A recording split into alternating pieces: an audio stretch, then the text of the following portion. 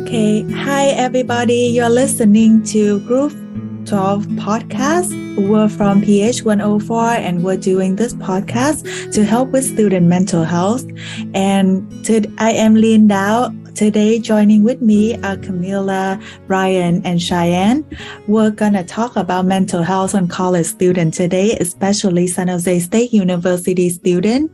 So we already halfway through the semester. How fast, right? And I know a lot of us are dealing with midterms right now or start working on final projects.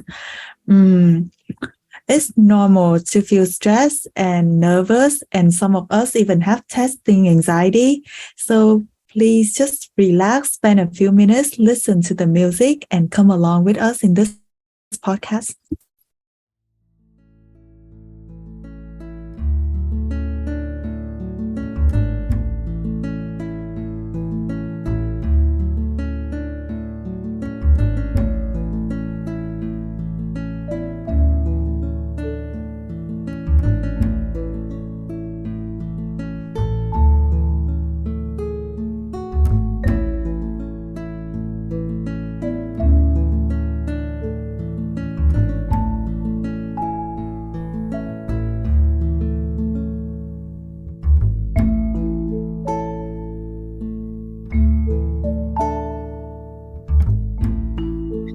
Okay, so after that nice, soothing music, let's talk about stressors a little bit. So, what are stressors and what is stress?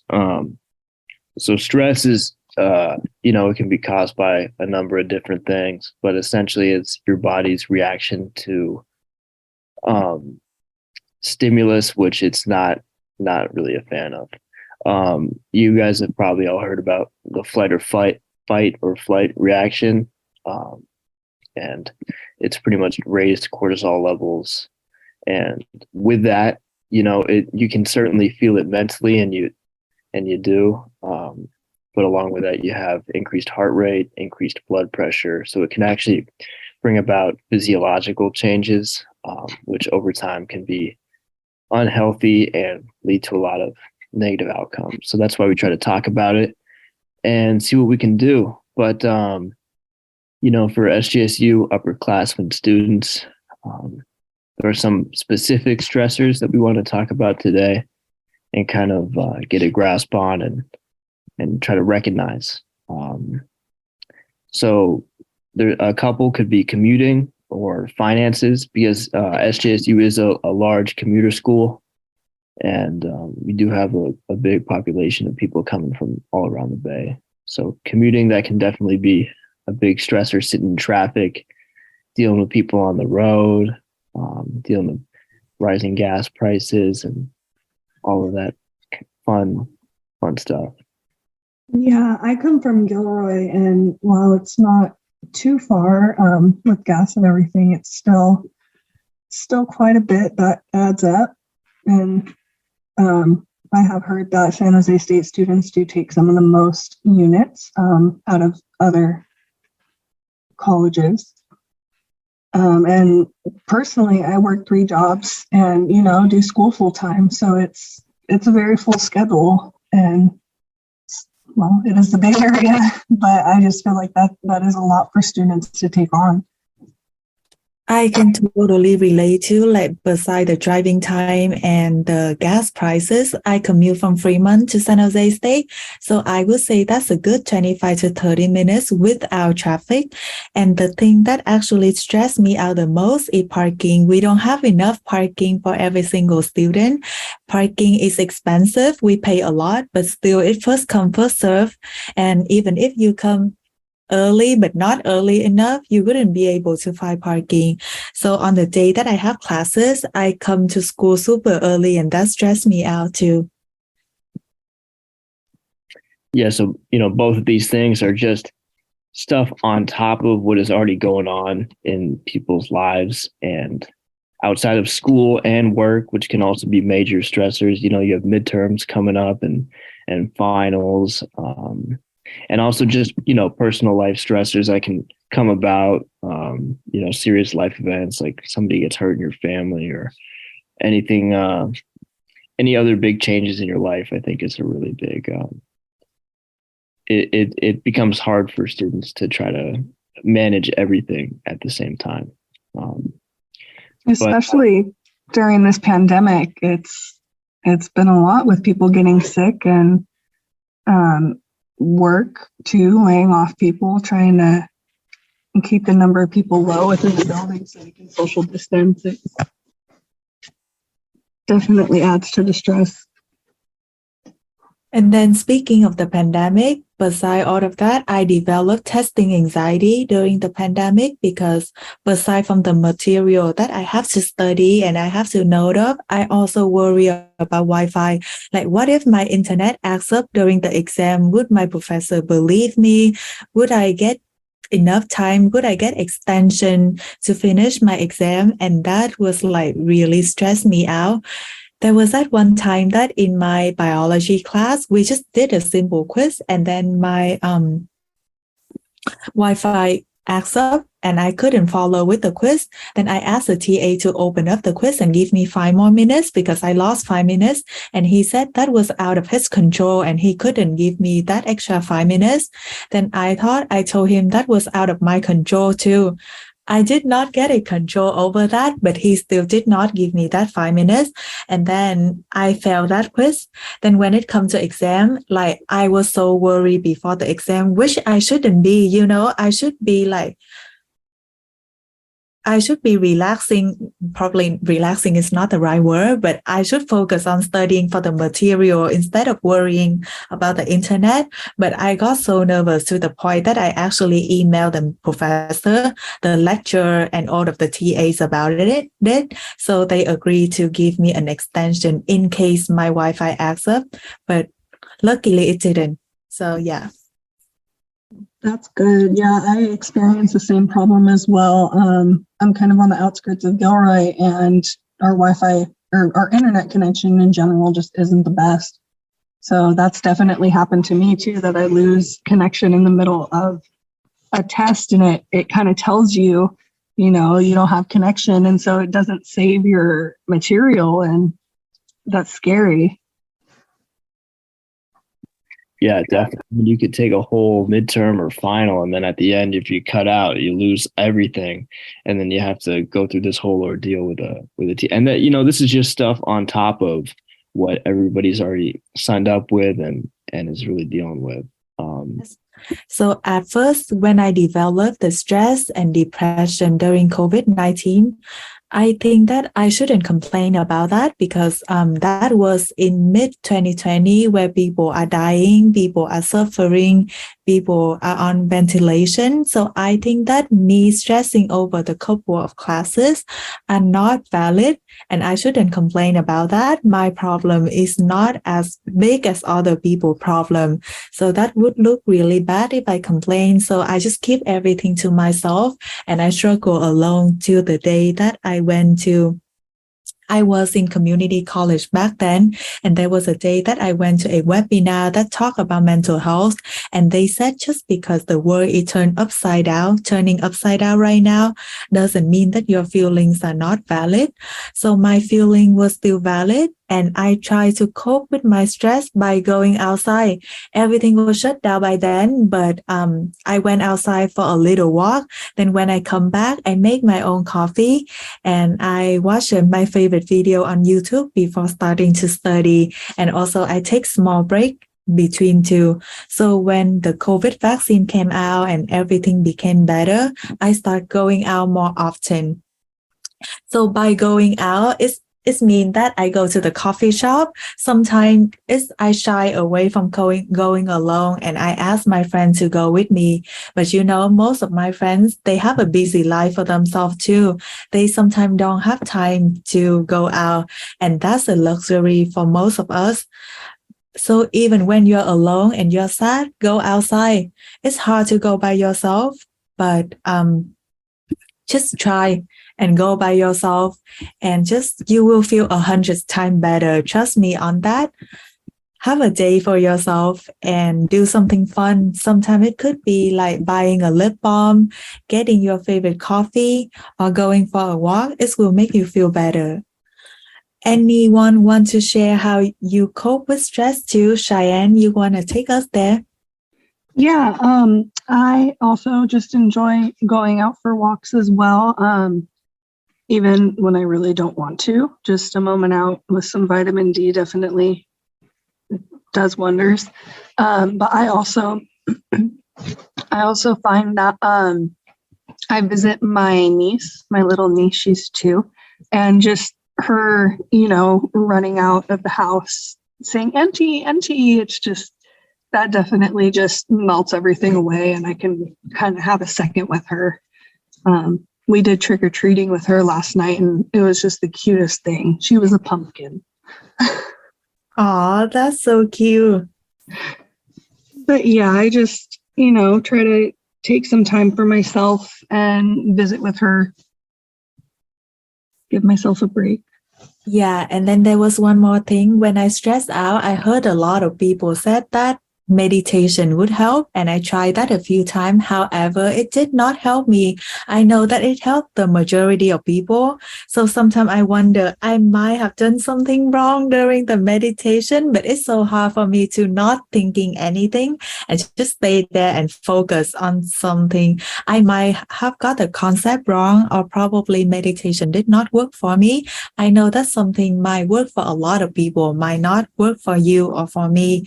So last summer, I signed up for a kickboxing class, and I work out 4 days a week, like 3 hours a day, 4 days a week. It was really intense and my muscles sore.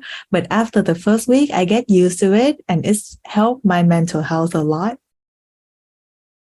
3 hours a day that's a lot of kickboxing right there. Oh my goodness. I know, right? So Camila is going to take us to the next section, how to identify stressor in yourself and your friends. Yeah, so when it comes to stress, I feel like in order to recognize it, an important aspect is your physical health. So you have to examine, for example, your sleeping. So if you're having difficulty sleeping, if you can't focus in your classes, if you're not eating well, all of those symptoms are good indicators that you are going through stress and possible burnout. Besides that, if you have poor academic performance and lack of interest in activities outside of class, like not only in your academic work, but if you just are not interested in your hobbies and spending time with your friends, that is a symptom that you are going through stress. Feelings of apathy or emotional unavailability are other symptoms as well. I will share a story of how I was able to identify stressors in my life. So I work as a peer mentor on campus for the College of Health and Human Sciences Student Success Center. And during my first semester working there, I was excited and everything, but the problem started when I started covering shifts for my other coworkers. And I did it, because I understand, I wanted to be nice. I wanted to be a good friend. But I noticed that was taking a toll on like my mental and physical health as well. So I just had to take a step back and realize you can't always, help others. Even if you have good intentions, you also have to think about your own health and well-being. I also, when like you were talking about, I stopped, I have less of an appetite whenever I'm under a lot of stress and I have a lot of stuff going on. So I end up losing some weight, which I know is the opposite for a lot of other people. But that's just something that happens to me, and I know if I'm not eating as much, that's a sign that I'm getting too stressed out and kind of start to need to make a change, essentially. So that's just one of the signs that I look for in myself. So I just want to chime in a little bit here, because most of my friends said that they skip meals when they're too busy or too stressed out about homework or work or anything. But for me, when I stress out, I want to eat something delicious, and I think it's help with mental health. Because sometimes, drinking boba could be a little bit unhealthy for your physical health, but it could be very healthy for your mental health. Don't do that every day. by the way. Just sometime when you're sad, it's okay to treat yourself, eat something delicious, and keep going.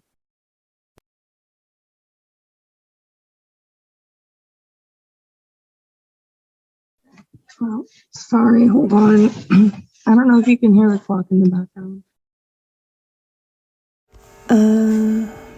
Okay. And for some resources that are available to San Jose State students, there is the Counseling and Psychological Services Center. They do personal counseling and case management services as well. There's also on campus a men's support group. Sometimes men may feel shy and not want to share their emotions necessarily, but I think it's important that they are able to express themselves in a comfortable area. And then there is the LGBTQ plus support group, so that people within the LGBT community can feel comfortable. And some different apps that I have personally used to cope with stress. There is the Calm app. There is so many different categories on this app. I know that it is one that you have to pay for, but there is a free trial. There is cute little sleep stories that they have that definitely help me fall asleep. I personally enjoy listening to like waves, ocean waves, to kind of help me relax when I feel stressed. They have breathing exercises as well. They have like 1 minute, 5 minute, 10 minute, or different meditation exercises just to help you clear your mind for a second. Another one is mindfulness. It's the same thing. It just allows people to take a moment, do like a full body scan, and relax. I have also used YouTube for meditation videos. There is many different kinds of meditation. I don't know if you know that, Lien. Maybe you could try out some others. There is I will take note of that. There is mindfulness meditation, which is just focusing more on your body. There is spiritual meditation, which can be more of not a religious meditation. I don't know if anybody has spiritual meditation experience. And then movement meditation, which is kind of like a yoga. You just let the energy out of your body by stretching and relaxing. Some local resources that we have in Santa Clara County is the JED Foundation. This protects young adults and teens from suicide, and they help with emotional health. And so overall, as San Jose State students, I believe that, we all do experience some kind of stress, and we all need to be aware of our stress levels, and also our friends too, if we notice that they didn't eat lunch or they're skipping other meals, or maybe even if they've been in bed for a day and they haven't gone outside. Just make sure to check in on your friends, and find different ways to express yourself and give yourself some me time. So note to self, we would love for you guys to walk away with this message. It's normal to feel stressed sometimes, and it's also super normal to seek help and talk about stress and depression, because chances are people around you also feel the same way, even though they don't seem that they feel that way, but chances are they feel the same way. And it's healthy. It takes strength and courage to seek help and talk about this, but once you do, you'll help breaking the barrier and the stigma about mental health. So yes, have a nice day and thank you for listening.